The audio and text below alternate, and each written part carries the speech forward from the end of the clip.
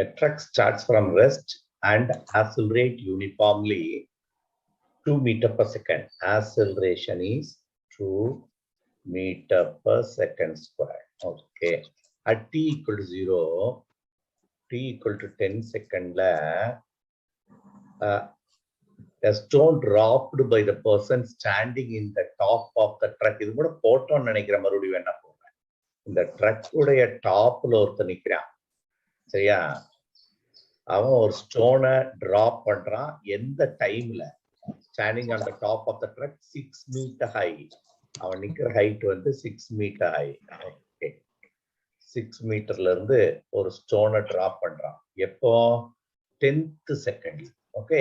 What are the velocities? போட்டேன், மறுபடியும் சொல்றேன். See, velocity of the truck at t second நம்ம முதல்ல பார்க்க போறோம். At t equal to 10 secondல it starts from rest போட்டதுனால initial velocity 0. அப்ப final velocity equal to u plus at. u தெரியாது, a வந்து 2 meter per second squared.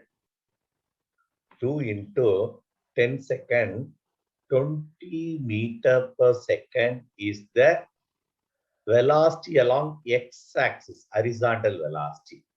10 secondல அந்த stone drop பண்ணப்படல. What is the acceleration of the stone? Velocity and acceleration. முதல் velocity of the stone, அதான் y-axis சொன்னேன்னா 0. ஏன்னா 10th செகண்ட்ல தான் y-axis drop பண்றேன். சரியா? அப்போ y-axisல initial velocity 0. இதுவும் நம்ம பார்க்க போறது at 11th second. t equal to 11 seconds. ஒரு செகண்ட் டிஃபரன்ஸ்ல என்ன இருக்கும்?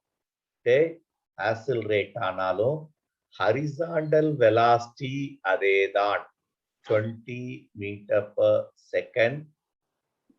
டிராப் ஆன பிறகு ஸ்டோன் இப்ப ஸ்டோனை பத்தி தான் நம்ம பேசிட்டு இருக்கோம், ட்ரக்கை பத்தி பேசல. டிராப் ஆன பிறகு அதுக்கு ஆக்சலரேஷன் இருக்காது.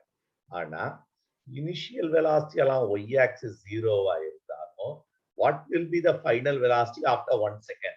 v equal to u plus gt formula போடணும்.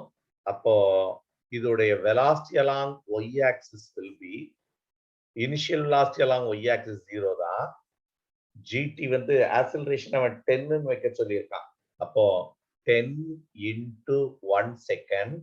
அப்போ 10 meter per second is the final velocity along y axis. அப்போ அந்த ஸ்டோன் வந்து இப்படி அந்த ட்ரக்ல இருந்து ஒரு பேரபாலிக் பாத் எடுத்துருக்கும். நீ அது மூவ் ஆறதுனால இப்படி ஒரு பேரபாலிக் பாத் எடுத்திருக்கோம். ஹரிசாண்டல் வெலாசிட்டி அப்போ ஹரிசாண்டல் வெலாசிட்டி கிடைச்சாச்சு, வெர்டிக்கல் வெலாசிட்டி கிடைச்சாச்சு. அப்ப ரிசல்டன் வெலாசிட்டி நம்ம கண்டுபிடிச்சிடலாம். What is the resultant velocity? Sir, resultant velocity is root of vx squared plus vy squared. அவ்வளவுதான். ஏன்னா 2vx vy cos 90 அதை விட்டுறலாம். vx வந்து 20 meter per second whole squared is 400 plus vy வந்து 10 meter squared 100.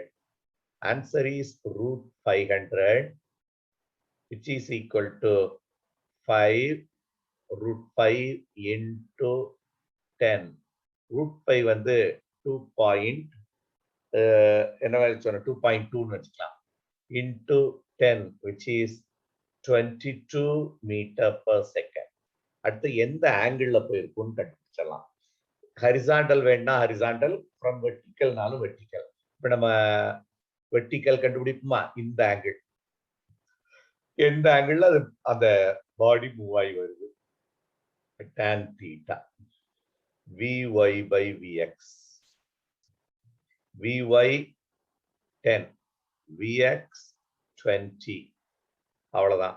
அப்ப theta will be equal to tan inverse of 0.5. 0.5, it is approximately 26.7 degree. log book எடுத்து natural tangentல பார்த்தேன்னா கிடைச்சோம். இதோட இந்த சம் முடிச்சது. ஸோ லாஸ்ட் கிளாஸ் போட்டதான். ஸோ இன்னைக்கு அப்போ நம்ம 11ல இருந்து போட்டிருக்கோம்.